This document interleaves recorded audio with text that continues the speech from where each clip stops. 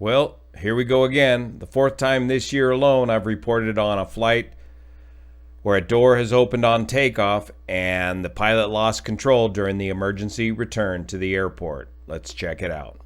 This accident occurred Sunday, 28 September, when the 74-year-old ATP-rated pilot apparently notified ATC that he had a door open situation on takeoff and attempted to return to the 7,000-foot long runway and lost control of his Cessna 340 aircraft while on final.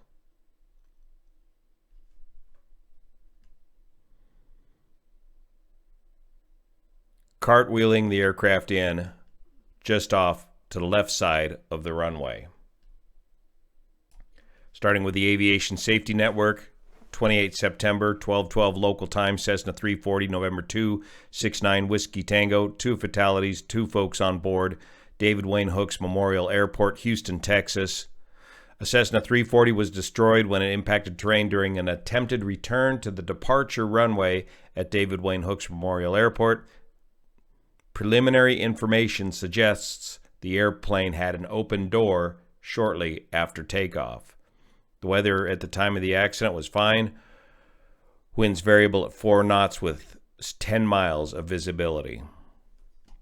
The airport is located just to the north and west of Houston at an elevation of 152 feet with a runway length of over 7,000 feet paved. The airport is located under the Houston Class B Bravo airspace shelf, which starts at an altitude of 2,000 feet over the top of the David Wayne Hooks Memorial Airport. Here's a picture of the aircraft before the accident. The Cessna 340 is a pressurized cabin class model of twin Cessna with an air stair clamshell door, which you access the aircraft, located right here. The the top door opens first, followed by the air stair door underneath it. It's 2 different sets of latches that operate this door. Over here on the left side of the nose of the aircraft is a baggage door, which can also open in flight and become a problem. But preliminary information seems to indicate that it was this upper portion of the access door that opened.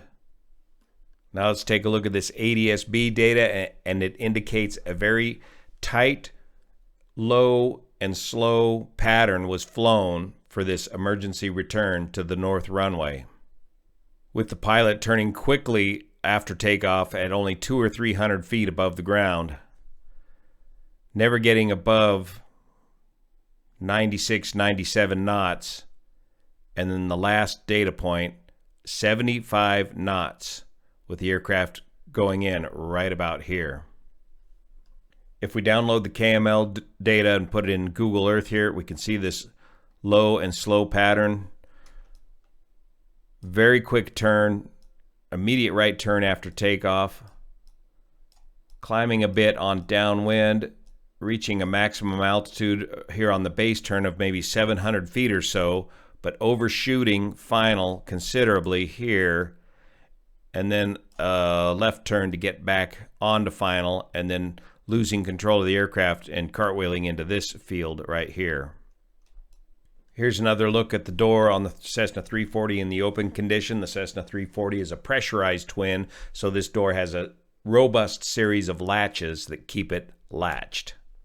If this door should open in flight, normally just the top door opens and does not represent a major emergency to the aircraft. The aircraft will continue to fly if this door is open in flight.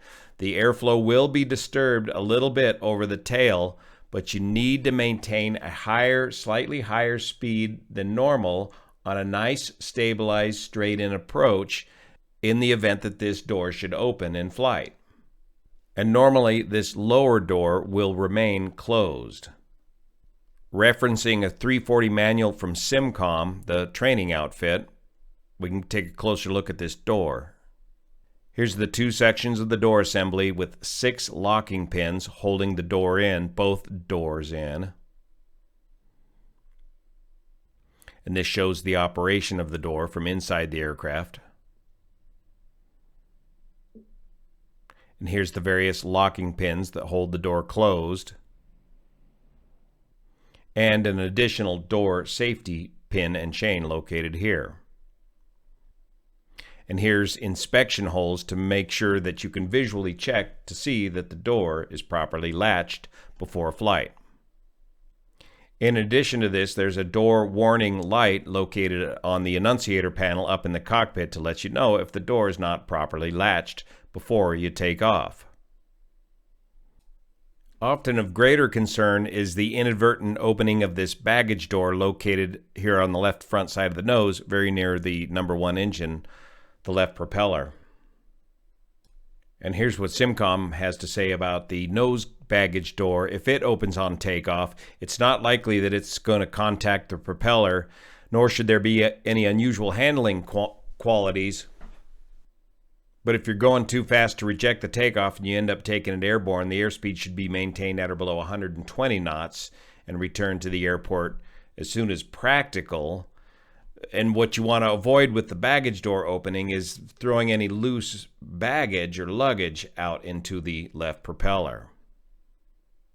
Regardless, the policy for dealing with all of these airplane doors is for the pilot to verify that each door has been properly closed and secure. Any of these doors opening in flight on any of these light aircraft, even in this light pressurized twin, will not cause you to lose control of the aircraft. The aircraft will fly okay with these doors in the open condition. It's how you handle the aircraft and your return to the airport that can cause the problems. And the recurring theme here is the distraction. The distraction and the following panic to return to the airport in such a hurry that you end up losing control of the aircraft, usually by getting too slow and stalling the aircraft in your effort to do an emergency return to the airport. It's not that big of a deal. It sounds terrible. It's terrifying when you get that initial pop sound. But if you are experienced enough to know what it is, as soon as it happens, just relax and fly the airplane and fly a normal pattern and approach back to the airport without panicking, and you will get your aircraft and your passengers safely back to the airport. Thank you so much for your support of this channel, especially the folks over on Patreon that make this possible. See you here.